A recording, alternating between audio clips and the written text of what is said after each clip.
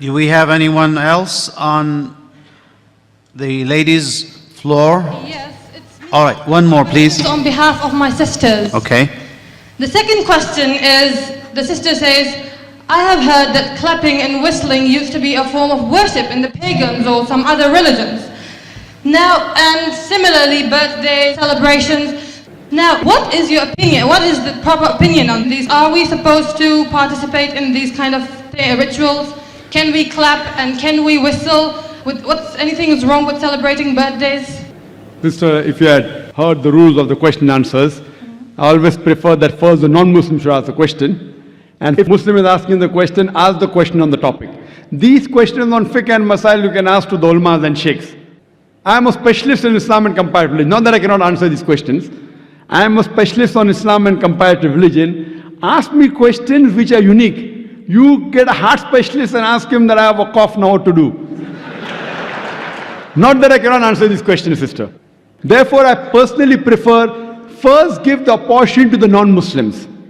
After the non-Muslims have exhausted the opportunity, then the Muslims can ask. And if the Muslims ask, please restrict your question to the topic dialogue between religions. Since the sister asked the first question, I allowed her to break the rules.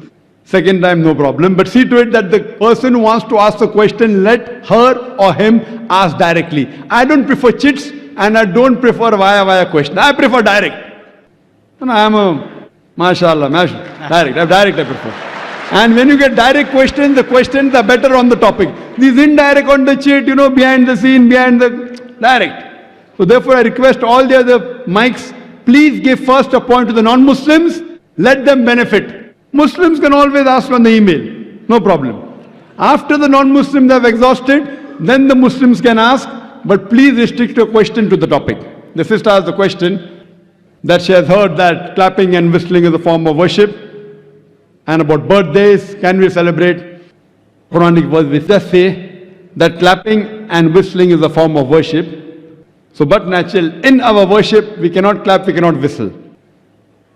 But what about normal clapping? There are differences of opinions between ulmas.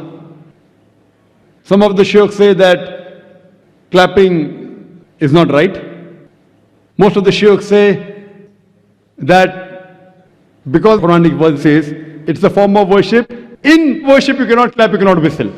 But otherwise, generally, if it's a culture, as long as it doesn't go against the Quran and Sharia, if it's a gesture of appreciation, best is Allahu Akbar, mashallah, no problem. But clapping will not come in the haram category, it will come in mubah category. Difference of opinion.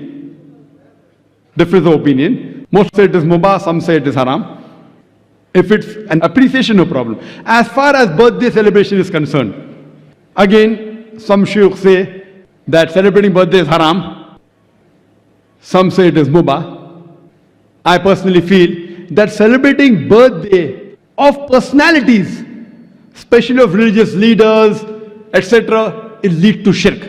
Celebrating birthdays of Prophet, like whether it be Christmas, celebrating birthdays of religious personalities, it leads to shirk. But celebrating birthday per se, it can be called as makruh, because there is no hadith which says that do not celebrate birthdays. I don't know any hadith.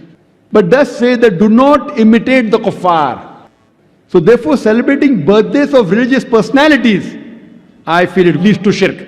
But celebrating birthdays per se, I would call as makruh, because it leads you away from Islam, like dancing and music, etc. But if someone says, I want to celebrate birthday and give Islamic lecture, I cannot say it is haram. So how you celebrate birthday depends. Some of the scholars say that birthday is haram. Some scholars say that celebrating in the haram way is haram. I personally feel celebrating birthdays of religious personalities or famous personalities and anniversary, etc. is totally haram, it leads to shirk. But celebrating otherwise, Muslims, I say, should not celebrate in our school. It's the rule of the school, not of the Sharia, that you should not celebrate birthday. So I can put any rule in my school, being the chairman of the school, which is not against Quran Sunnah. So in my school, the rule is no children should celebrate birthday. But if you ask me as a fatwa in Islam, it is preferable not to do it. It leads you away from. Allah and His Rasul. But birthday per se, I don't know if any hadith or Quranic verse says it is haram. So depending upon which scholar do you take the view of. Hope that answers the question, sister. All right. Jazakallahu khairan. Let's take now.